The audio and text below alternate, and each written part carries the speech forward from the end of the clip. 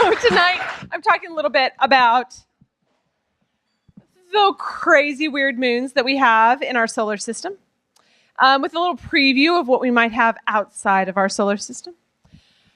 Unfortunately, tonight, I'm following up the Beatles here. So I'm trying to compare.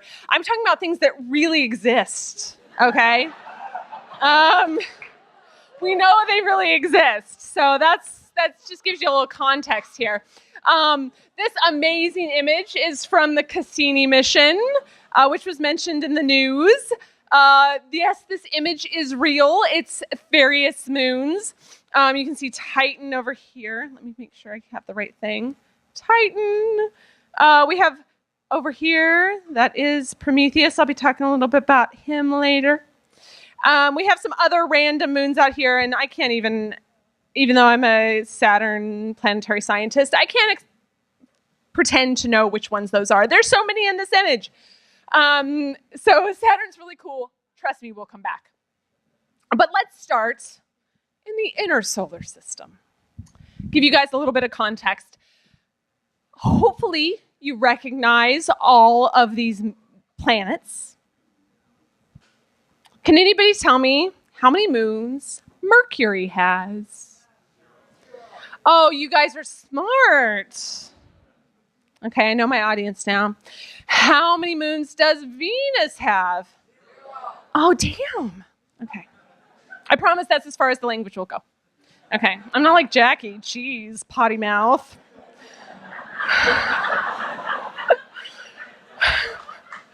You guys look up every day and every night. How many moons does the Earth have? 2. How many satellites does Earth have? Smarty pants? Oh, no.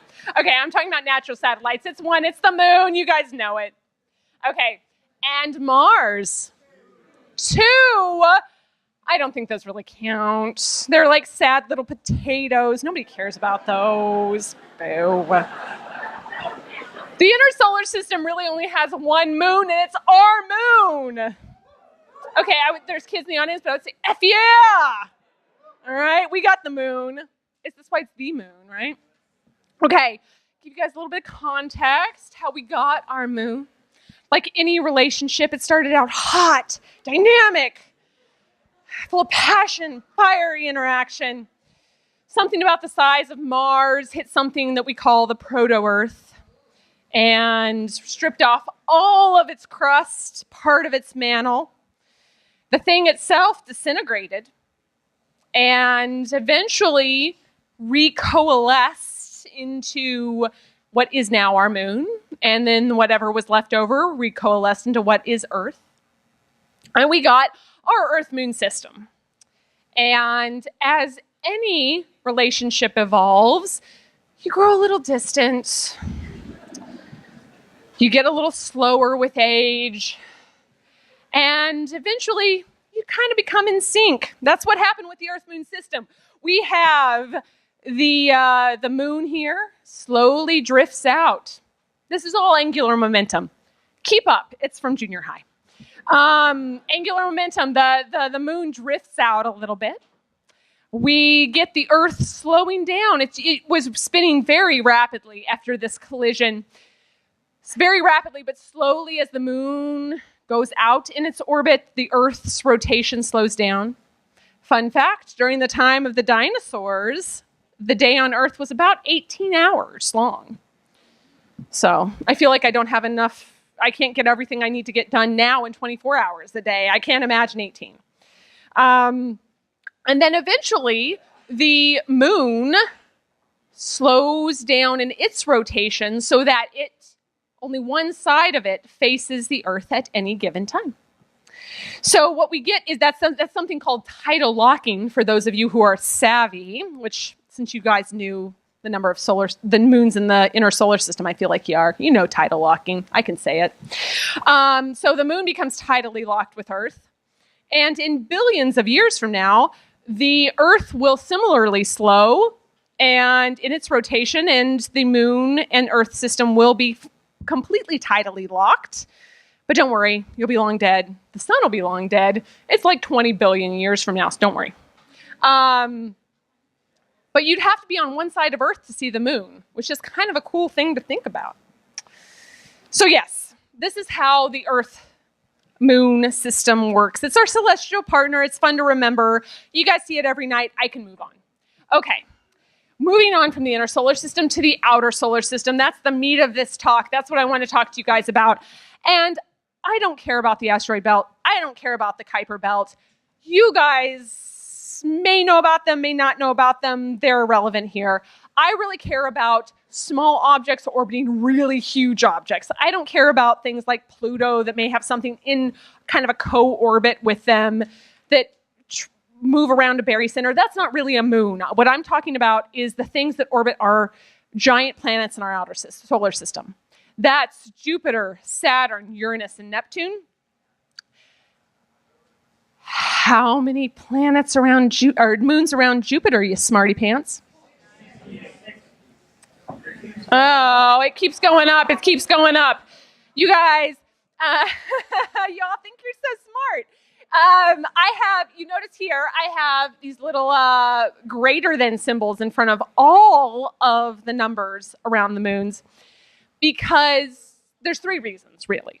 The first reason is we haven't fully explored the orbital spaces of these planets. There could be very small things orbiting around that we don't know about. Moons can range in size from a dust particle up to the size of a house, up to the size of a city. And bigger. So we don't really know what classifies as a moon, okay? The second reason is because, and this is the bread and butter for me, I study Saturn's rings and the moons that are formed and destroyed therein. So we see these beautiful rings. There's lots of moons around Saturn, and every day they're being destroyed and created. Mostly in this little area around the outside called the F ring, but I'll get to that. In fact, we've also studied a little bit of Uranus, but we need to study more. Call your local congressman. And there is a section that we see moons in, but then slowly those moons seem to drift in and disappear. Meanwhile, other moons seem to form on the outside and begin the process over again. I've heard it called a conveyor belt of moons. Really cool. You guys want to know more? Call your local congressman again. Okay. All of these things are happening. Third reason is really a pedantic argument and a little bit of me being a Saturn person with the beautiful dynamic rings. Every one of those ring particles is a moon.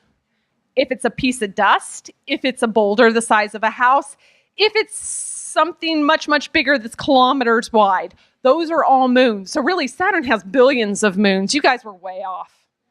Okay? Now, I stole this slide, to be perfectly honest, but I wanted to give you guys an example of the ranges of sizes of moons that are at every single planet. So we start with, this slide totally agrees with me. Earth's moon is really the only one that counts in the inner solar system. Then we go to the outer solar system. We have Jupiter. We have the Galilean satellites. There's a reason Galileo was able to discover them. They're really big, okay? These things are bigger than some planets. These things are as big as our moon or bigger. We go to Saturn, where we have a range of big moon, medium-sized moon, teeny-tiny moon. Then we also have Uranus with some medium-sized moons, Neptune with a few small moons, and one big moon. Weirdo. And then outside, I told you I didn't care about that. Again, stole this slide. There are some, this is just a size comparison, so you can really get an idea of how there are moons that are actually bigger than planets. All right, I want that to sink in a little bit. These names we give things are irrelevant. Whether they're moons, planets, planetoids, moonlets, There's a lot of different words out there that sometimes astronomers use jargon in their individual talks at a random conference with 100 people, and everybody in that room knows what they're talking about, but nobody outside of that room even cares. So it doesn't matter what the label is. Alan Stern. Okay. Hi, YouTube. What the point is, there's a lot of things in our solar system, a lot of interesting things, and it doesn't matter if you're a planet or a moon or some kind of thing in a weird belt that is some leftover from the beginning of the solar system. You're equally important, Pluto. We care about you. But I will also say we equally care about you, Europa and Enceladus and Mimas and everything else. Okay. So, this is Titan. Titan may look kind of boring from right here, but there's a reason I started with it. Number one, it's around Saturn. Yeah. Cheers, Saturn. Okay. Number two, it's in that weird Star Trek reboot. Yay. Okay. Real Cassini scientists consulted on that, by the way. Okay. But really, the more important thing about Titan is that it is the most Earth-like thing in our solar system besides the Earth. And you don't believe me, it's because you can't see through the haze. Look at that. Okay, this is through the haze.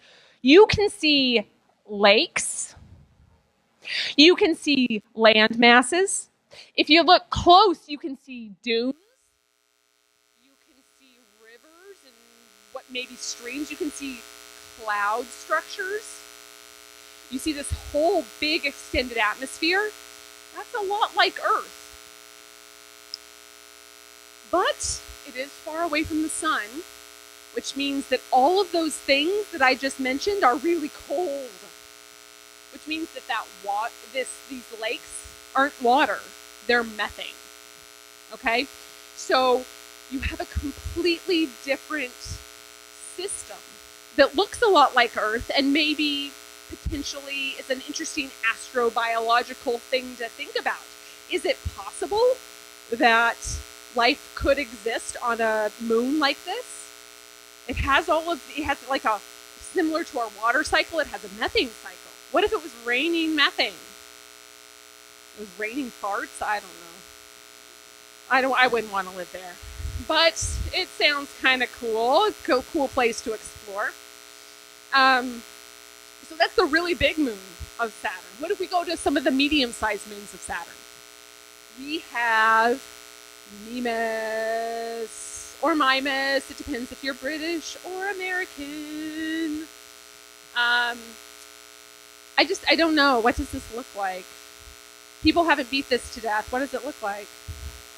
Death Star. So, but what else is on here? The Death Star is not smooth up here and out here and around here. You see all of these craters. Clearly stuff is hitting this moon every day. This thing is pockmarked out the wazoo. It just so happens that it had something really big crash into it at one point. And that we have a movie by George Lucas. But that we can have some cultural context to. But otherwise, you can see that this moon is perpetually disturbed by the other things living in the system with it. We go over here to AoTATX. You get something kind of like a black and white cookie, except 3D. You get the whites here on this side and the dark here on this side. Well, this is because, as I said, Mimas stuff's hitting it every day. We know what's hitting AoTATX. There is a moon farther out in the Saturn system called Phoebe. And Phoebe is slowly disintegrating. And as it disintegrates, all of the black, rocky stuff on Phoebe flows out. And what's downstream? Poor AoTATX. And it gets smacked right in the face with all of this dark stuff. So, it's dark on one side, white on the other. That white is all ices. That's why it's bright and white. Again, though, everybody gives Mimas so much credit. Look at this. You just have a different perspective on it. What if I turn that around? That would look just like the Death Star too. Okay. And now let's go to the small moons. I care the most about the small moons because I'm a rings person. I care the most. So this is the one thing I did not try to do, is play the movie. Let's try the movie. I want to show you Prometheus. You might not even be able to see Prometheus here. It's this little tiny thing. You can see this little tiny thing here. I know I made fun of Mars's moons earlier, but this one's really cool. It is a sad, misshapen potato, but it's about 45 kilometers wide. But it does something really cool that the Mars moons don't do, so you have to be on board with me here. Okay. It is an elliptical orbit compared to the F ring. This is Saturn's F ring. Remember I told you this is only about 45 kilometers wide? That means this is only about 45 kilometers wide at the brightest part. That's a teeny tiny ring. That means this moon can do some damage. Let's watch.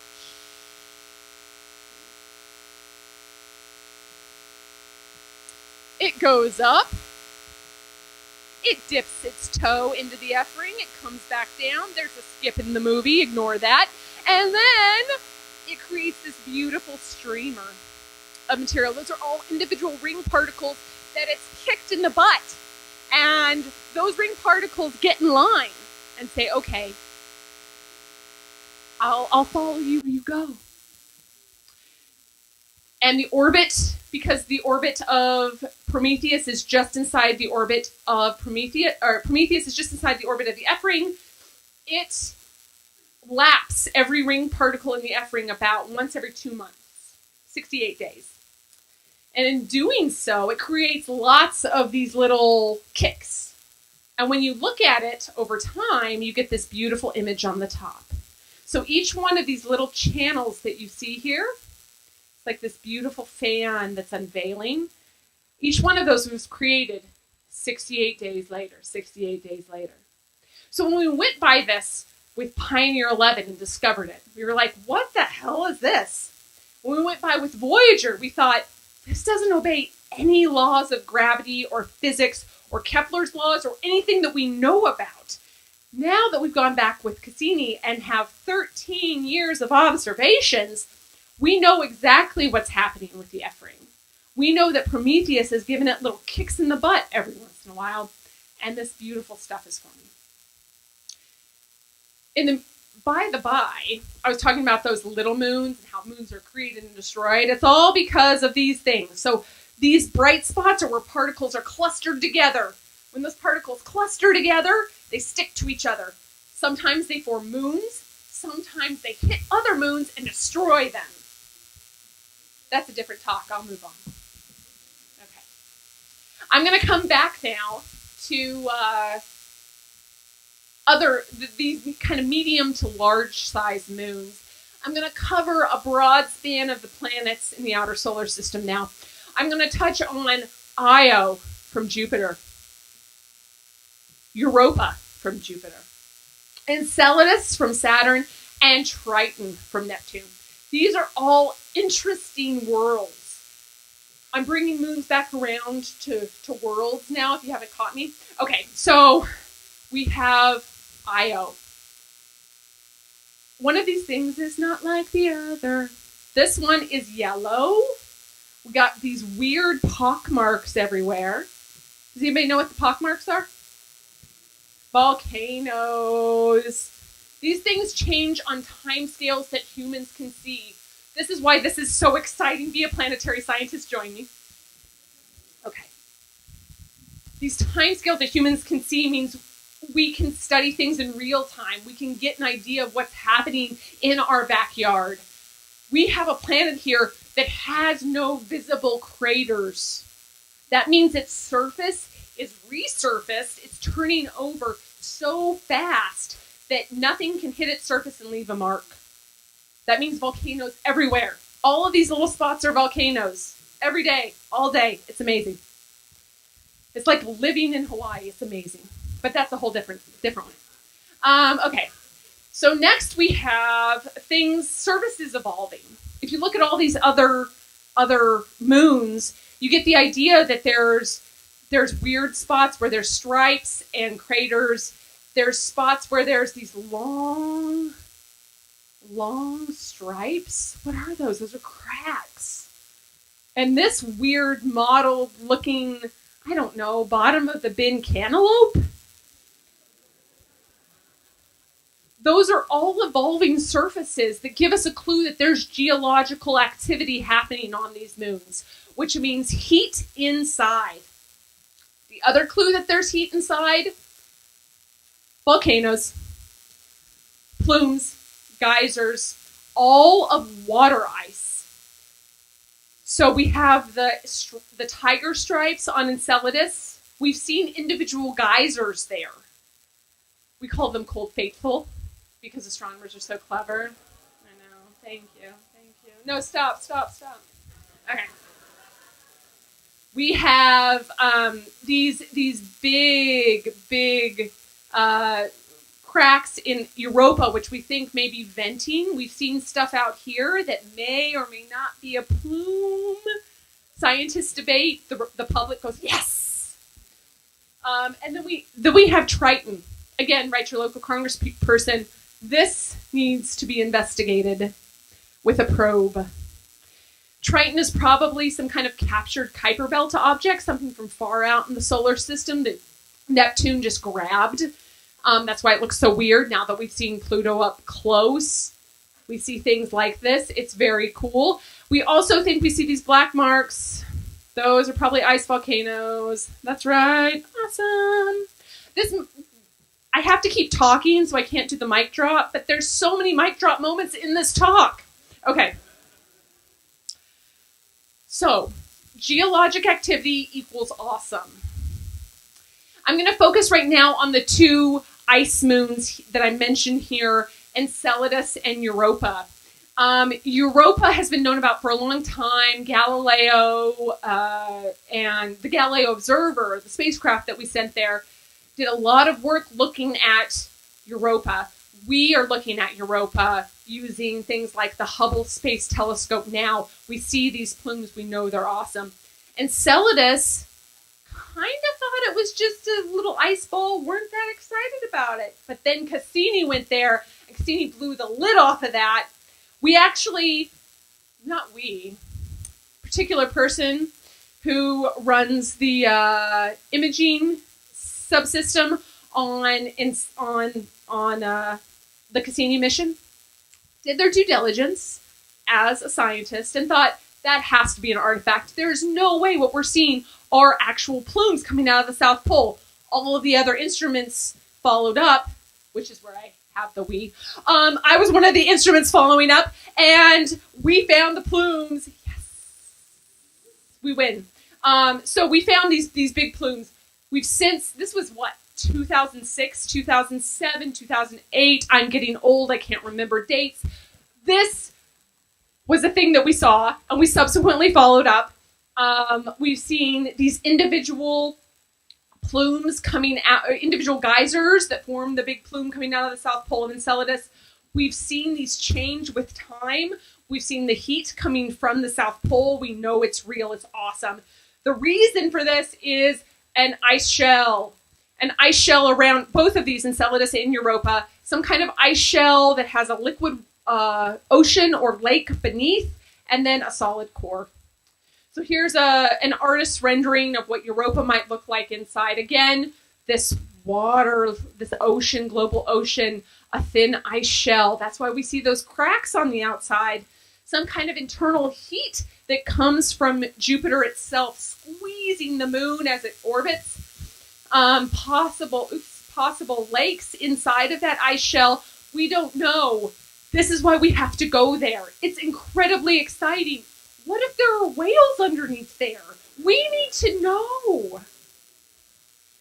Same with Enceladus. Enceladus, probably not a global ocean, probably a thicker ice shell, but what it does have is current activity that is confirmed.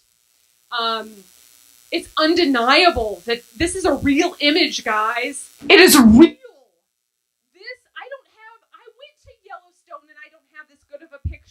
Old Faithful. This is amazing.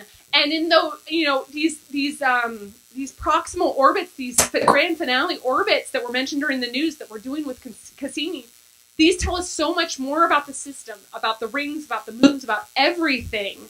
We're learning so much, but Cassini ends September 15th.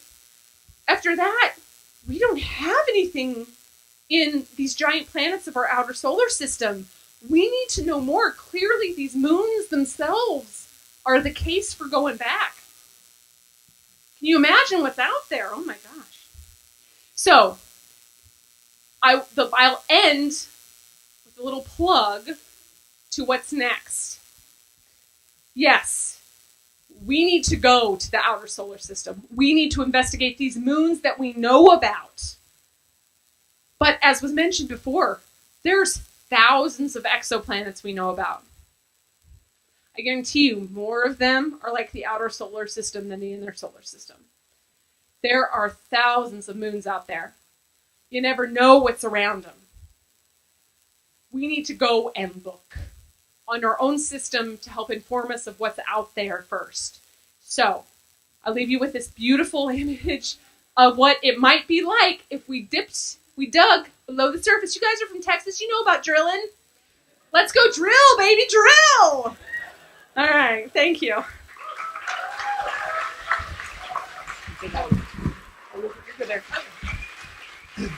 All right, thank you, Lord of Planetary Rings. All right, we have time for just one question. Who's got the most? All right, we're going to go right up front, right there.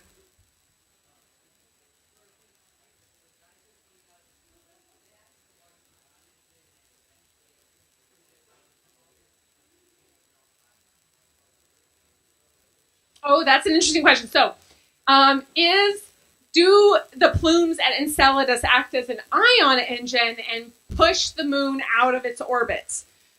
I don't know. I will say the plumes do feed what is called the E-ring.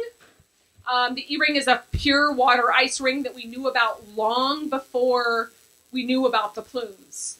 We thought that Enceladus was just a moon embedded within this big ephemeral water ice ring. We couldn't figure out what was going on. Really what's happening is those plumes are feeding the ring. That ring does not seem to be evolving right now. That doesn't mean that it couldn't in the beginning. I think a lot of other factors are keeping it from being its own ion engine, though. All right, let's thank Lord of Planetary Rings one more time. She'll be around for questions afterwards.